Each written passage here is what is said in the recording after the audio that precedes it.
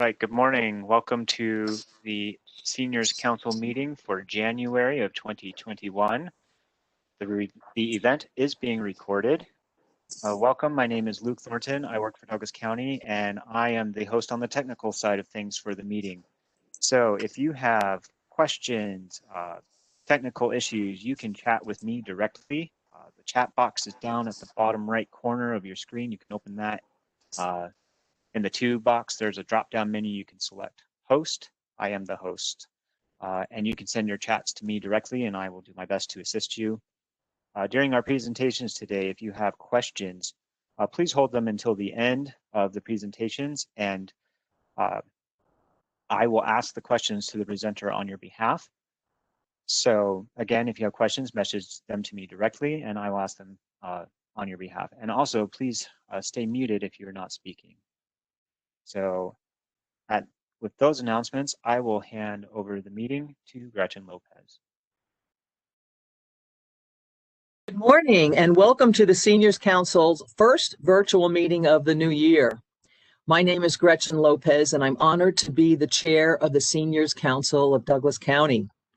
Now, before we begin, I'd like to thank Douglas County and our county commissioners for their support in providing the technical assistance necessary to make our virtual meetings available to you. And you just met Luke, and he's our technical assistant. Today's format will be slightly different from our other meetings. After a few brief announcements, I'll have the pleasure of sharing our 2020 annual review, which will give you the highlights of what we accomplished last year and what we have planned for this year.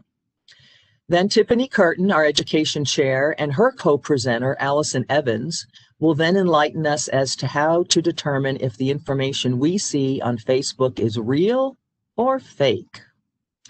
So for the announcements, there will be a very important telephone town hall this evening at 6:30 p.m. presented by the Arapahoe and Douglas County Commissioners. Representatives from the Tri-County Health Department will provide an update on COVID-19 vaccination rollout and will include time for questions. And as you may have heard, as of yesterday, those 70 years and older are now able to receive the vaccine as doses are made available at local healthcare providers. Other age groups are scheduled for later this year. This update will provide you with the critical information you need and an opportunity to ask any questions you may have. So here's the low-tech part of this presentation. As I show you the call-in number, I know visuals are important to a lot of us. Let's see if you can see that. It's 6:30 this evening, and the call-in number is 855. What's that? Lift it up higher, please. Higher? Is that good? Higher. Nope, higher, please. A little bit more, right there. Yep, yeah. Perfect. Good, thank you, Luke. So the call-in number is 855-436-3656. So as you can see, it's 6:30 tonight.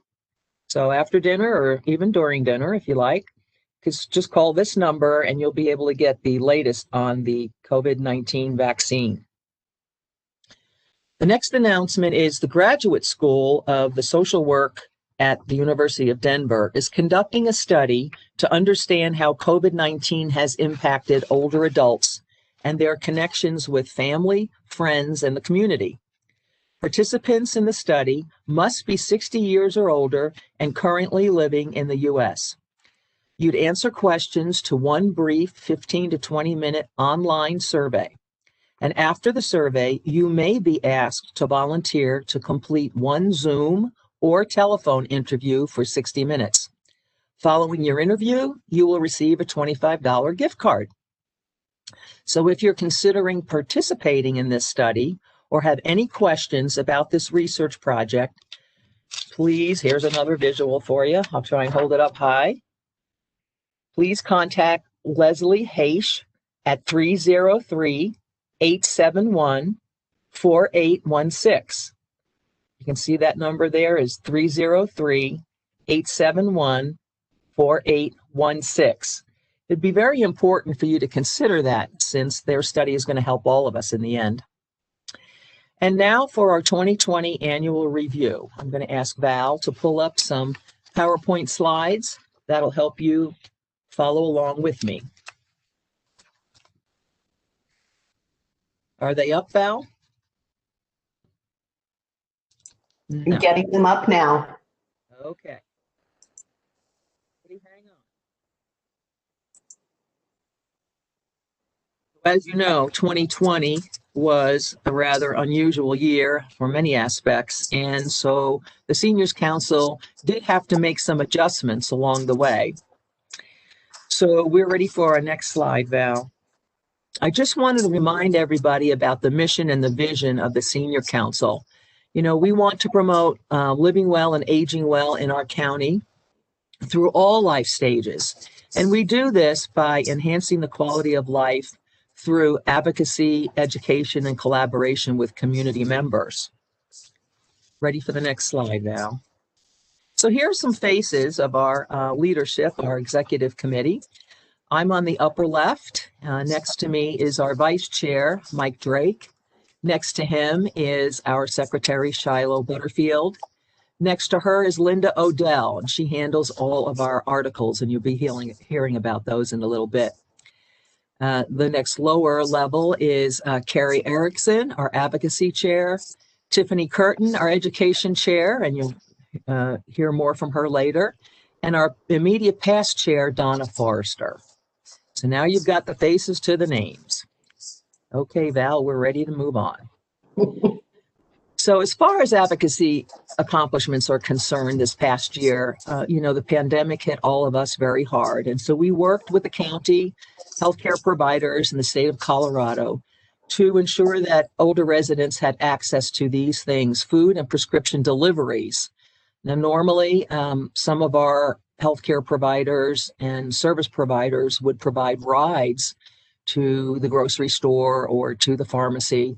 But with the pandemic and us being safer at home, we had now switched up to deliveries right to the door.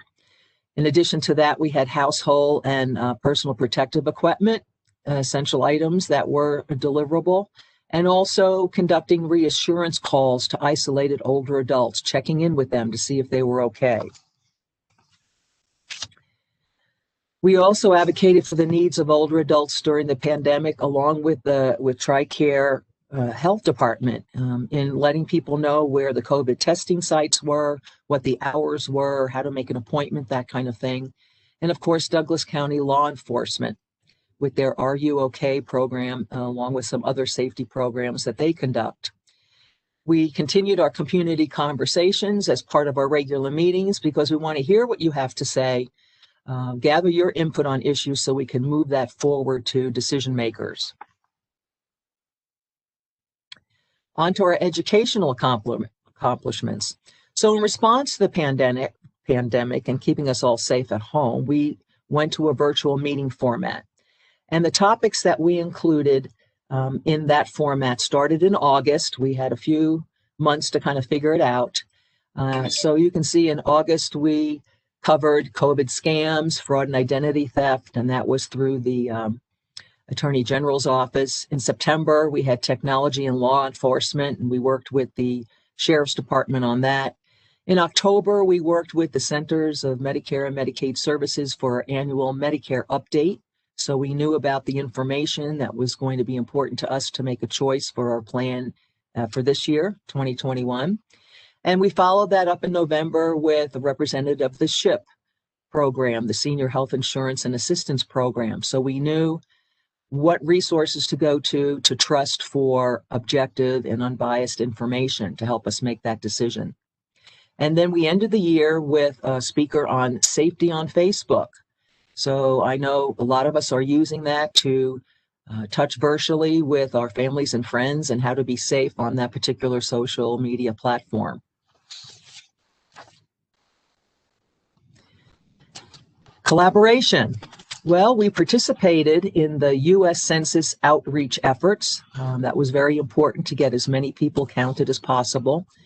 And we also worked with them in their efforts to reach groups so that we were encouraging everybody and with people with all languages as well to be counted. We also appointed Vice Chair Mike Drake, who was very gracious to accept that appointment as the council's representative to SAPCA, the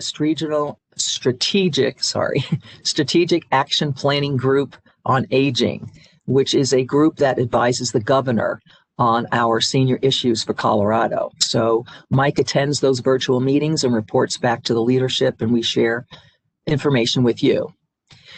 We became a member of the Metro Denver Senior Coalition. This is a group of organizations that work together to serve the senior population. And we participated in some outreach events.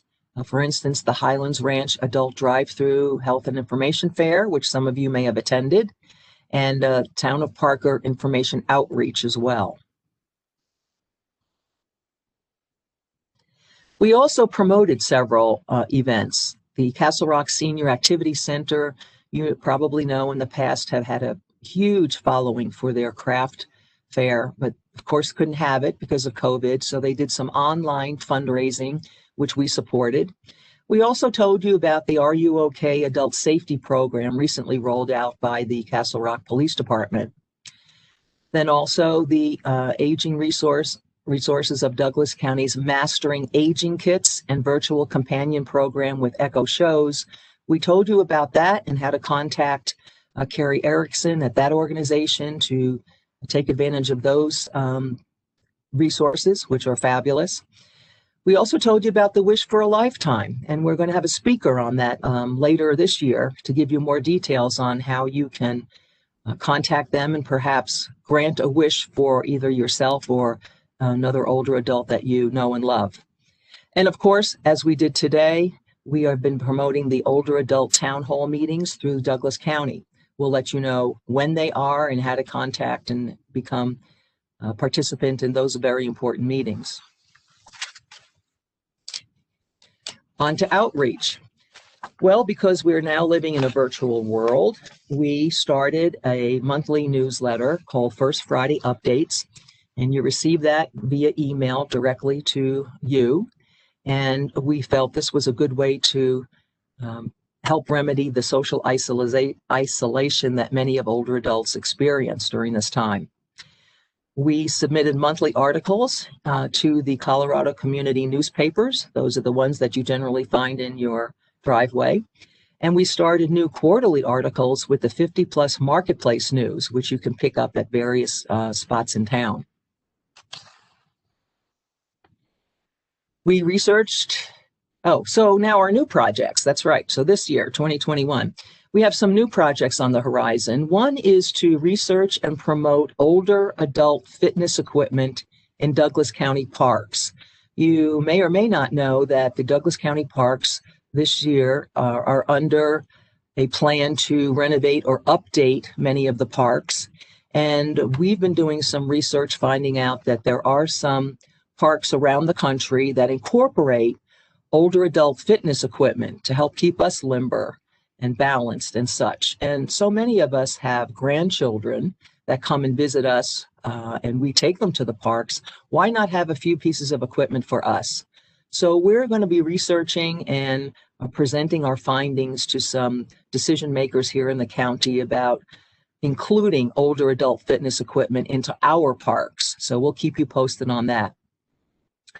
We're also going to be developing and presenting a process for selecting a third representative to the DRCOG Advisory Committee on Aging, to the Board of County Commissioners. There's a new position. It's not opened yet, and we would like to have some input into the person selected for that position.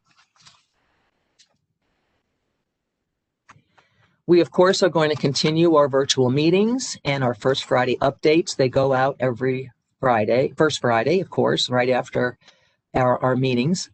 We're going to expand our outreach efforts to engage more older adults in a virtual way, of course, and also our outreach efforts to our community leaders. Let them know who we are, what we're doing, how they can also join our virtual meetings and receive our First Friday updates. We're going to continue to update the Senior Council informational brochure. We started that last year. We're going to complete it this year. And we're going to continue to provide monthly articles to those neighborhood newspapers and the 50 Plus Marketplace News. So I thought it would be a good idea to let you know what's coming up in our education series for this year. Of course, today we have Tiffany and Allison speaking about real or fake checking information on Facebook. Next month, we're going to have Kate Reed talk about restoring your health with lifestyle choices. And this is going to be especially important to us during COVID as we stay inside and we can't get the exercise outside we normally would get. Or we might be inclined to overeat. I know I've put on a few pounds, not unlike many of us. So she's going to be revealing some simple tips for us to keep us healthier. Then in March, we're going to have Janine Vanderberg, who's the director of Changing the Narrative Colorado, talk to us about ending ageism here during the time of COVID. And moving on to April, we have a panel of speakers going to share with us, how do you start up a business later in life? I know some of us maybe have wanted to do that, not sure where to begin. And so that panel is going to give us a good jump start on that. And following up in May, we're going to have Colby Gladstone talk to us about finding resource on starting your business. So you've decided on a business, you kind of have a plan. Now, who's out there to help you get started? So those two presentations are going to be very, very intriguing. And just to let you know, some folks might think, well, I don't know, I'm too old to start a business. Kentucky Fried Chicken was started by Colonel Sanders when he was 60. And there are many other business owners and very successful business entrepreneurs that started later in life. We bring a lot of experience to a business that we start. So don't think you're too old. You're never too old. And then in June, Making Dreams Come True, we talk with Elijah Valdez about Wish of a Lifetime. And this is a wonderful organization granting wishes to older adults. You don't have to be ill. You can be perfectly healthy. There are some requirements, an age requirement. I think you have to be at least 60. But for instance, maybe some of the wishes that they've granted, for instance, came from older adults who had come to America from other countries and maybe wanted to visit their hometown. And they were granted that wish, and there is no cost involved with the wish. If you're selected, then all the expenses are paid for. So it's a wonderful thing. And sometimes it's making the virtual connection with maybe brothers or sisters or other family members that you haven't seen in quite a while, and you don't have the savvy or you don't have the digital equipment to make that happen. A wish of a lifetime could make that happen for you or a loved one. So we have a lot of exciting topics coming up the first part of the year. Tiffany is working diligently to complete our schedule for the second part of the year, and we'll certainly let you know what's happening then as well. So I want to thank you for your attention. And should you have any questions about what I've shared with you today, you certainly can email us. I'm going to give you that email address at the close of the meeting. And now I'm going to turn it over to Tiffany and Allison so that we can learn how to determine whether what we're seeing on Facebook is real or not. Thank you, Gretchen. We certainly did do quite a bit in 2020, despite all of its challenges. Let's see here. I'm going to ask Luke to share our PowerPoint.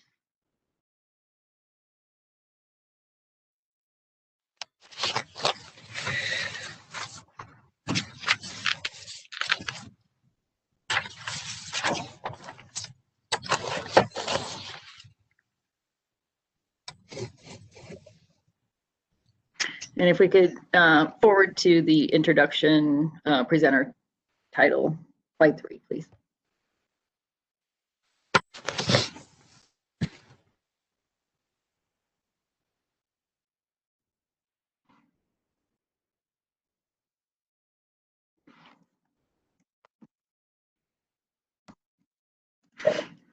So First of all, I'll introduce myself, Tiffany Curtin, and I am the adult literacy specialist at Douglas County Libraries, transitioning into the community outreach specialist, community services specialist with Douglas County Libraries. And Allison Evans is our branch services librarian at the Philip S. Miller branch of Douglas County Libraries. Although we are both from Douglas County Libraries, we are speaking more generally. We're not promoting the library itself. But anyhow, and so today we want to talk to you about how to evaluate information that you might see coming across your Facebook feeds. I'll turn the agenda over to Allison now. On the next slide. All right. Good morning, everyone. Whoop, one back. Going back. There we go. Okay. So for today's agenda, we're going to talk about why it's important for older adults to recognize fake news articles on Facebook or any social media. We're going to talk about what to look for in spotting the fake news. Talk your confirmation bias on promoting fake news. Checking other sources to make sure that the article that you share is correct. And we're going to talk about what deep fake videos and pictures are. Next slide. So one of the reasons we thought this is an important presentation is that it's important for all of us, regardless of age, to be aware of the challenges that are posed with digital media and getting our information through digital media and Facebook. Study from Princeton and New York University, a collaboration study, found that adults who are 65 and older are 7 times more likely to repost false information than people in the age group of 18 to 29. In that study, they found that with each decade of individuals over 29, the likelihood of sharing false information on social media increased significantly each generation. And the study also found that this isn't necessarily attributed that older adults have cognitive decline. It's more attributed to the fact that these younger generations have been brought up from very early, sometimes even before they enter their elementary school, by accessing and getting information on digital resources and even being exposed to social media. So it's the fact that these younger generations have been growing up on it, and then those individuals over 65, that's not how they necessarily grew up learning to access and consume information.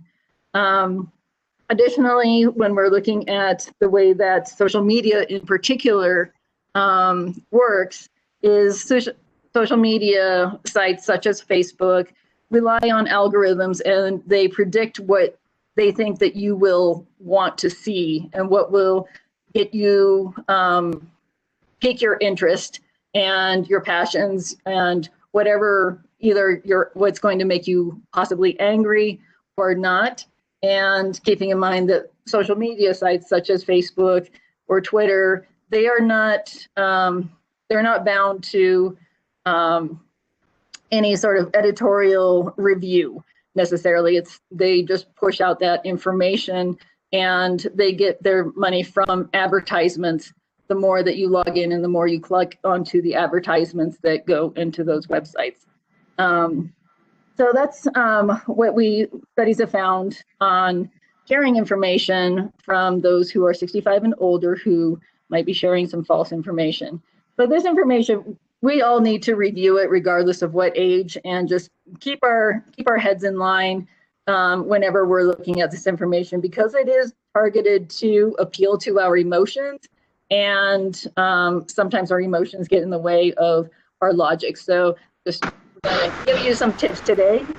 First step is to remember to read more than the headlines, and investigate further and check out their sources, how to find that, and also be aware of the fact that some pictures or videos are what are considered deep fakes, which means that sometimes that means that artificial intelligence has altered it, or it might also mean that those pictures or videos are taken completely out of context and placed with articles or information that doesn't match up when those were actually taken.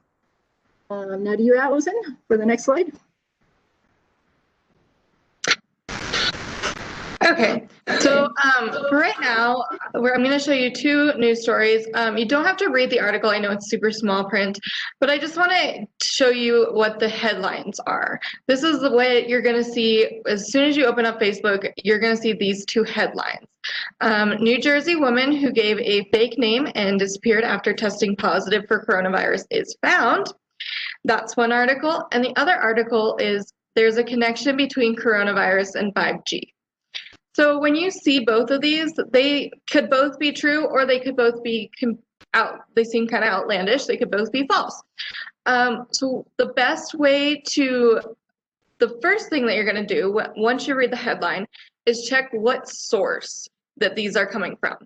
The New Jersey woman article is coming from the New York Daily News, and the coronavirus and 5G one is coming from humansarefree.com. So Luke, if we could pull up New York Daily News. All right, so this site, what you see when you open it up, you can see the news, all of the news articles that they promote, that they have reported. You can also see that you can subscribe to the articles at the top right-hand corner. It says subscribe for 10 cents per day. You can also see in each article, if you scroll down a little bit, Luke, you'll see on the Schumer and others calls for immediate removal, that has a author by Chris Sommerfeld, and it also promotes their Twitter and Facebook accounts.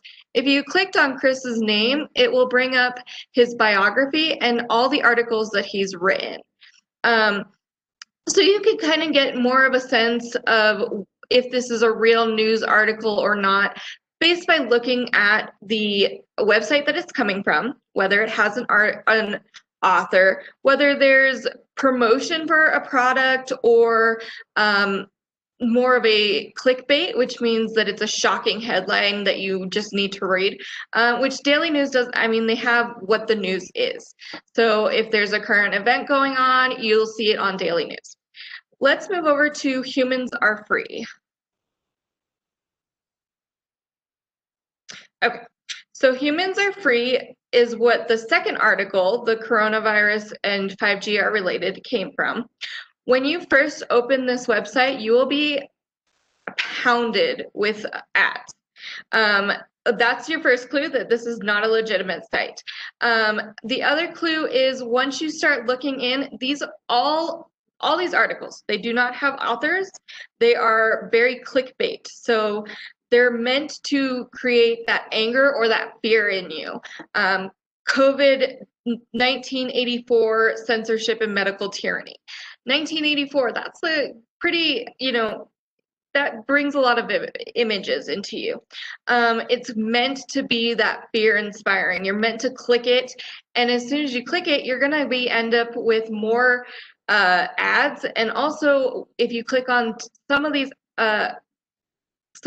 websites, when you click on their site ads or their articles, it can lead to viruses into your computer. So I would not recommend clicking on them. The other thing is sometimes Humans Are Free, depending on your security settings on your website or on your browser, like Google Chrome or Internet Explorer, it will block you from clicking on, opening it. It'll say that it is not a secure site or that there's issues with the site. That's another clue that this is not a real news site. So let's go back to the PowerPoint presentation. Okay. So what we've learned from these two is we've looked at the sources. We know that New York Daily News is a legitimate news site, and Humans Are Free is not. So we know that the New Jersey woman who gave a fake name and disappeared after testing positive for COVID is found is the correct and an actual news article. It is a real article. We've looked through at the sources, so we could share that on Facebook. Go ahead to the next slide. Oh, one back. There we are. Okay, so once you have looked at the site, and so you think, okay, New York Daily News looks like it's it looks like it's a news site. It looks like there's actual reporters for it. You can also Google the headline. So when I Googled that New Jersey woman headline, I came up with several other news sites that have reposted that article or have talked about that event. So the New York Post, Fox 5 New York, and ABC 7 New York also had articles about that same woman. So if I know that the New York Post is a legitimate news site, and I pay for the New York Post, I know that they actually do their research before posting articles online, then I can say, okay, this is an actual article. We can move on and we can post that. If you can't find, when you Google that headline and you can't find a similar article to it, or you get more ads, then you'll see, okay, maybe this isn't true, and you'll have to do a little bit more research. But the main point is to always check the source that it's coming from. So don't just read the headlines, read where it came from. And then if you're still a little confused on whether that's a legitimate site or not, go ahead and Google that headline and it'll come up with who else has posted similar articles on that. Next slide, Luke.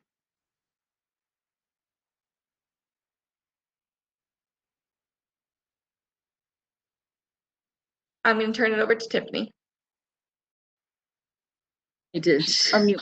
Allison had mentioned a little bit about, she mentioned the words clickbait a few times, and you might be familiar with that term. And so clickbait, those are, they might be shown as, they might come across your news feed as something really pretty shocking that just grabs your attention by that title. And, ironically, one of the real stories that we were highlighting in this presentation was the one from the New York Post about the woman who gave a false name and disappeared after she tested positive for coronavirus. So that seems like a pretty crazy local news story, but it turned out that it actually did have more reporting from other legitimate sources as well. So it almost looked a little bit like clickbait, but in its shocking headline. Well, that is the role of headlines too, is to grab our attention. So just really think when you read that headline, before assuming that whatever that information is it's going to follow is going to be true, think, okay, how likely is this to be true? But a lot of the clickbait that we're looking at, and you even when we were looking at some of the page for the New York Post, you might have seen some advertisements that also are clickbait. So clickbait is often trying to get you to buy something, which is often some sort of a snake oil. So in this slide, you see where we have posted this little bit of clickbait here, promising that there's some way that somebody who is 51 can suddenly look 25 with whatever this truth is that this article is going to present. So this is actually essentially a lot of clickbait turns out to be ads posing as articles, which are often selling something like snake oil to get you to buy whatever is going to make you appealing to your sense of emotion and kind of overriding some of the logic that might be actually true. So just like, I think it was pretty sure it was actually my grandparents who were the first people to tell me not to trust things that seem to be too good to be true. That remains a good general rule to go by when you're interacting with social media and resources, whether it's coming from, sometimes you'll have posts that are not necessarily directed through ads and clickbait, but sometimes our own friends and family might post some things that are false articles or clickbait because maybe those individuals had given into their emotions in sharing that information before checking and verifying that it's a legitimate source and a story. So when we're talking about confirmation bias, essentially we are talking about our tendency to interpret new information as confirming whatever our own existing beliefs and helping kind of furthering our own existing beliefs. So as human beings, we're partly, I think everybody as a human being is a little guilty of at first reacting to things that confirm what our pre-held assumptions are, to assume that that might have some truth. But keep in mind, to check your emotions when finding information online through your social media feeds. For example, I think everybody has some celebrity and or multiple politicians that you may really think are terrible people, but you might come across an article that says this person that you hate has been discovered to be eating babies, as a hypothetical example. Well, take a beat, and it's like, okay, maybe you really dislike that person that's in that news story, but take a beat and think, well, they're probably not eating babies. This story is probably just here to grab my attention and to further that.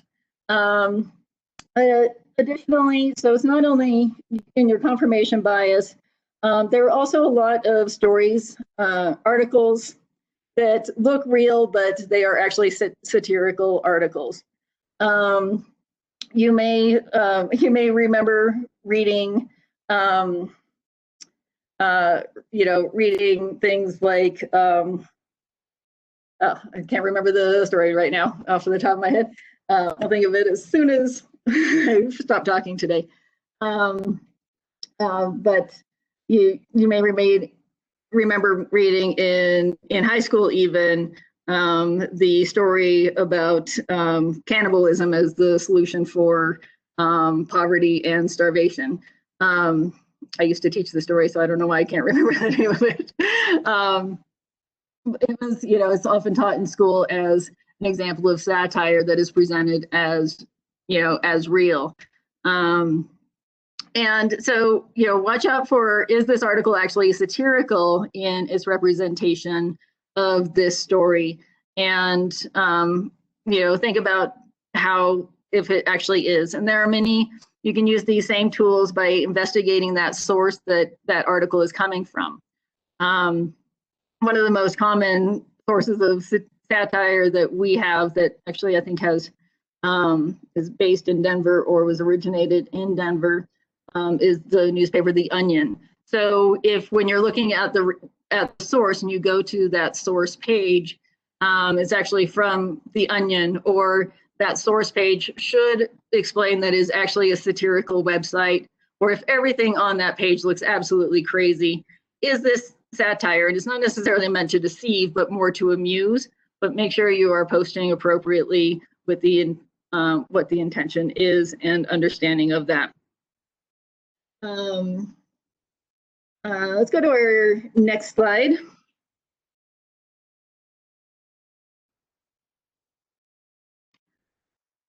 So this all relates to deep fake videos, which mentioned in the beginning of this presentation. One of the things about deep fake videos is that they are becoming very difficult to spot as deep fakes. I do apologize. We were having technical difficulties in getting the sound to go along with our video that we were using for this slide originally. So I'll have Allison pipe in. She has any other input as we're kind of summarizing the idea. Sometimes, go ahead. So the most important part about deepfake videos, ooh, I'm getting crazy sound back. Okay, sorry. The most important part about deepfake videos is to know that just because it looks like somebody in the Queen is talking, you know what the Queen looks like, you've seen her talk, just because you see that doesn't actually mean that she's the one talking. It could be, with technology nowadays, you can overlay your face over the Queen and still make it look like she's pretty close to her. You can also take Photoshop and change a picture so it looks like the Queen is shaking hands with Queen Victoria. Obviously, we know that's not true because Queen Victoria is dead. So it's trying to think logically and know that just because you see a picture or just because you hear a voice doesn't necessarily mean that it is that it is actually true. You need to do a little bit more researching. Again, looking at the source, looking at other instances of the same, say the Queen said that, she's giving England over to France. Then you should be, really, let's see if other places are talking about that, because that's a big news story. If you don't find other news stories talking about that, probably not true, even though you saw on your computer screen the Queen talking about it. It's a little bit more of a tricky situation to find. If you're more interested in deepfake videos, you can just go onto YouTube and search up deepfake videos, and you can see what I'm talking about, where it looks like the person is talking, but really it's somebody has put their face onto the actual person and made it look like them. Tiffany, do you have anything else? Yeah.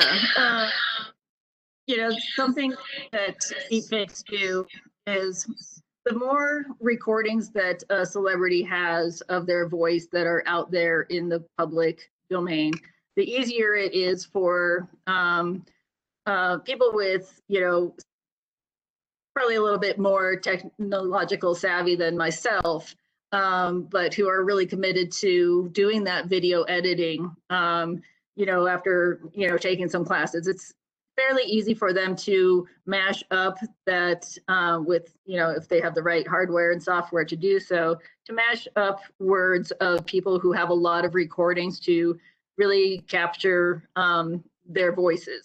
So it's become fairly easy for fairly common people to adjust, to take an image and splice it together and mix words into that to make it look like that person is saying something. Another very easy way to create a deepfake video that people do sometimes is, in order to try and slander somebody, to slow down the audio on the speech and repost that to make it seem like this person is an alcoholic, and they listen to how they speak. They talk like they're drunk. And just by putting those ideas and those words into your mind. So, it gets challenging because then, people who might be truly caught in doing something that is inappropriate and that we're getting those video evidence. Sometimes those individuals might start to say, oh, well, I think that was a deep fake. But if there's enough, again, as Allison said, when you're looking at your information, look for other news sources that are reporting on that. And try and look for news sources from, different avenues. It's sometimes, people, news sources with a very extreme bias, they kind of cite off of one another, but look for more neutral news sources that have been established and have legitimacy. Doesn't have to be your favorite news source, but if it's being reported across a broad range of news sources with, hopefully limited bias or across different sides, then you're probably going to be able to assess what is real and what is not real in those important cases. And so they're just some things to keep in mind. I wouldn't be, don't be too afraid of the deep fakes on it. Just always just kind of use your skills to pause before you repost it as something true that you're trying to get other people, or that you think other people need to be warned about, if it's a warning, or if it's something to celebrate or whatnot. So, and certainly when I'm consuming information, usually I always check the source to see, is this something that I want to react to emotionally and or share with other people. Next slide. Okay, so just to go over what we've reviewed, we did a lot of information. Basically what we want to get across is prior to reposting that article you saw on Facebook that you were like, man, this is exactly what I feel. This is what my thoughts are on this subject. Do a little research before reposting. So one, consider the source, like I had talked about before. Make sure that it's from a legitimate news source, not from a satire or a site such as The Onion, or a ad site such as Humans Are Free. Read beyond the headline. Even legitimate news articles will have the headline is to catch your attention. However, if you read a little bit farther, you'll see that maybe the headline wasn't giving the exact truth. The other one is check the author. Make sure that that author is a legitimate reporter. They have other articles written from them. They have a reputation for reporting the truth. If you are still confused, I don't know if this is real or not, Google it. See if you can find supporting sources that are true, like the New York Times, the Washington Post, all of those. That they have legitimate reporters, they do their research. So see if you can find other sources. Check the date. This is an important one. If you see an article that is from 2002, and it is about the internet and how something happened with the crashing or something with an internet source, it's from 2002, it's not going to be relevant in 2021. So keep an eye open for the date. Especially when you're talking about celebrities, they could have said something way back in the 80s, and you get, oh, they just said that today. No, they said it when they were 20 years old. So check the date of the article. Again, check if it's a joke. If it's a satire from The Onion, that's a joke. So prior to posting it, you're more than welcome to post jokes, but make sure that it's clear that, hey, this is meant to be funny. This is meant to be satire. Again, check your biases. If you really don't like that one celebrity and you see that they were eating babies, check other sources before and be like, okay, that's my bias. Let's move on. Finally, if you still can't figure out if it is a legitimate news source or not, ask the experts. All of us librarians, we have master's degrees that we learn how to check sources. We learn how to do the research to see if something is really true. So you are more than welcome to give the library a call, or if you can print out the article and bring it in, we can look it up and we can see, because that's what we're here for. We're here to help you guys to spread the truth, spread true stories versus fake stories. So again, just when you see a headline that you like on Facebook, or you're like, that's really shocking, I'm just gonna repost.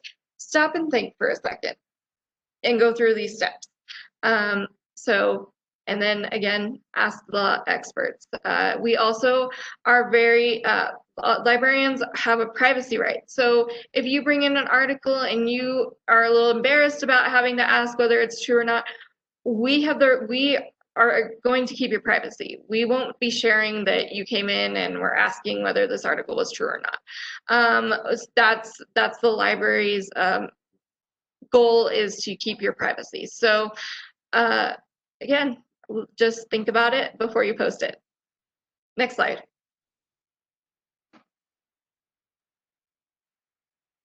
So just recap on this review a little bit, and also the essay that I was thinking of was, as many of you may have remembered when I was speaking, just couldn't think of the name of the author or the title, was of course A Modest Proposal by Jonathan Swift, written in the 1700s.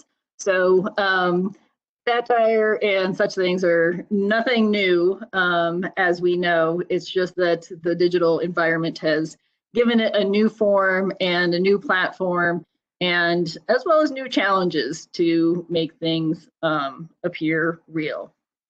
So just remember to, when you see something extraordinary, take a beat, and before you repost, take a breath, check the source, visit your webpage, the webpage of the source, if it doesn't seem familiar to you. For example, like the New York Times, the Borowitz report is a satire site, even though it is from the New York Times. It's not meant to deceive, it's meant to amuse and to point out some fallacies in the opinions of that context, for one example. Double check the author. A reporter who has their credentials, most likely, if that reporter has been verified as a legitimate reporter, most likely you will be able to find a biography of that individual online, and you can at least identify if that person has an extreme bias, and take that information that is in that report with a grain of salt and or an awareness of where that author is coming from.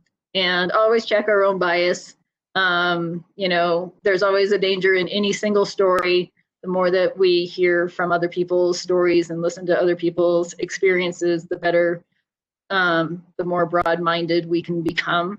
And, check and make sure, see if there are other reputable sources that are reporting this, not circular, referring one article back to the other in information. So next slide. And now we have, we're open to any questions that you might have for me and Allison.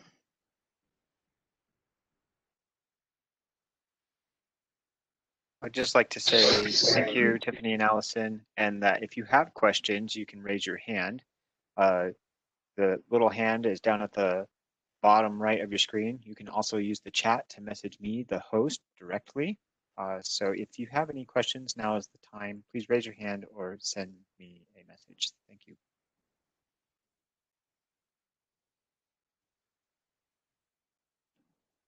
I see a hand raised from Quinn. Yes. I'm not sure how this works, but hopefully you're hearing me. Yep. Yes.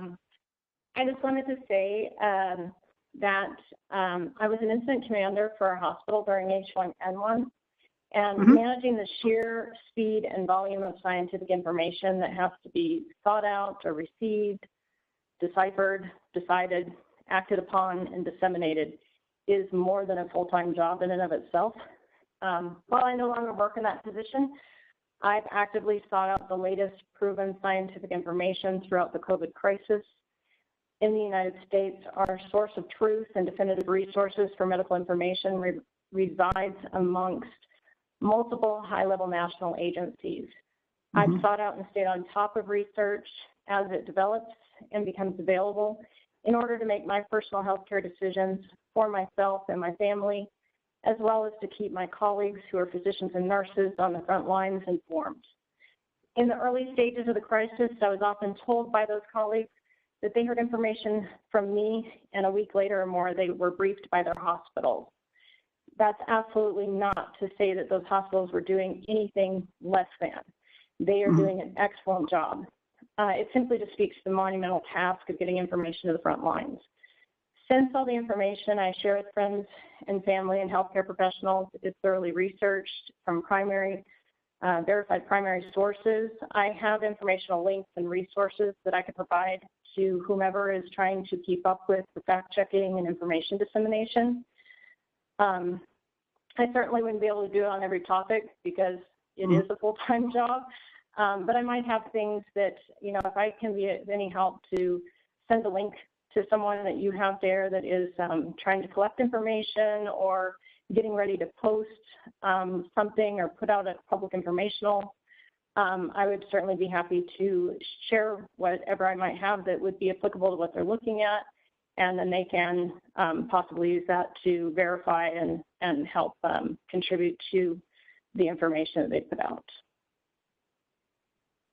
Thank you, Quinn. And you did make a really great point about, you know, with this COVID crisis that we are currently still in, you know, information about, you know, from scientists is changing very rapidly as we are learning. We're learning all together as a nation, and, you know, going to those trusted sources. And sometimes it can be frustrating for everybody in the lack of awareness or the lack of knowledge, as science does take time a little bit, and it sometimes does change as we learn more and we're able to observe more. So Quinn, I'll post in my email address as well if you would like to get in touch for further discussion as well about what you're offering as far as resources. Okay. Okay. Thanks very much. Thanks, Quinn.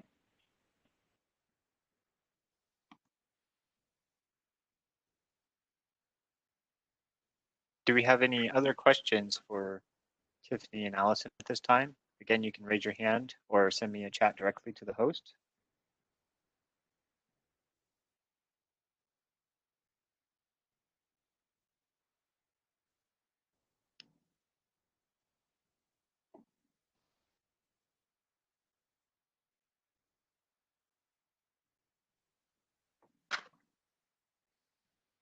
I have no questions in the chat at the moment, and no other hands raised. Okay, well, thank you everybody for your attention and your time today. Thank you.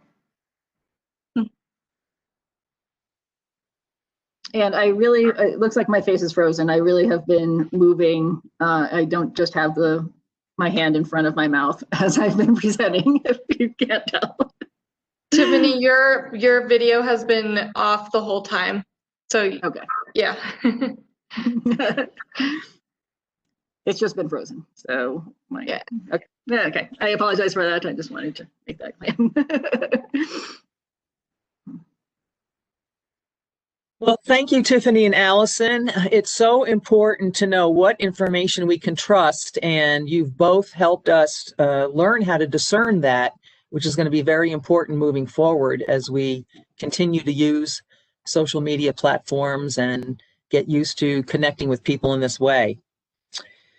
So moving on, as you noticed in my 2020 annual review slide presentation, on Thursday, February 4th, we'll have Kate Reed talk to us about keeping us healthy and resilient by making wise lifestyle choices. So please plan on joining us then. Please mark your calendars. It would be the same time, 10 a.m.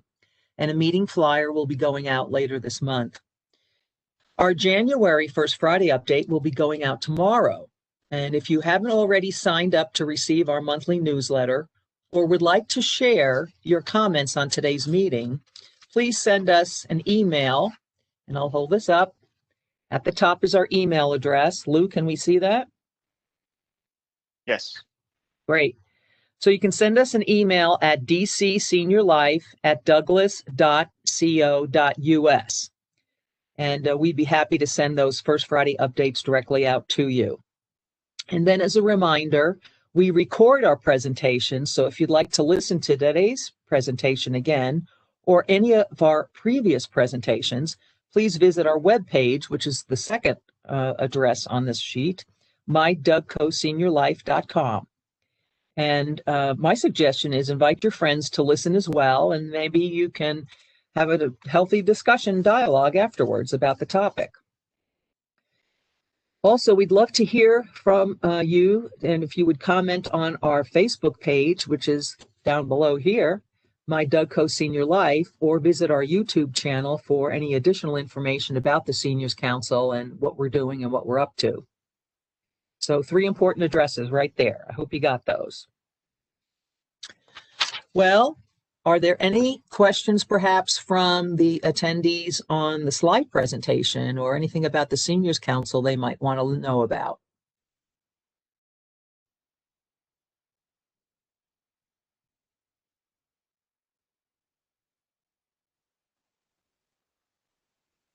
I don't have any hands raised and nothing in the Okay. chat, Gretchen. Very good. All right. Well, then until the next time, keep warm, take care of yourself, stay healthy, and stay connected. Hope to see you next month. Bye-bye now.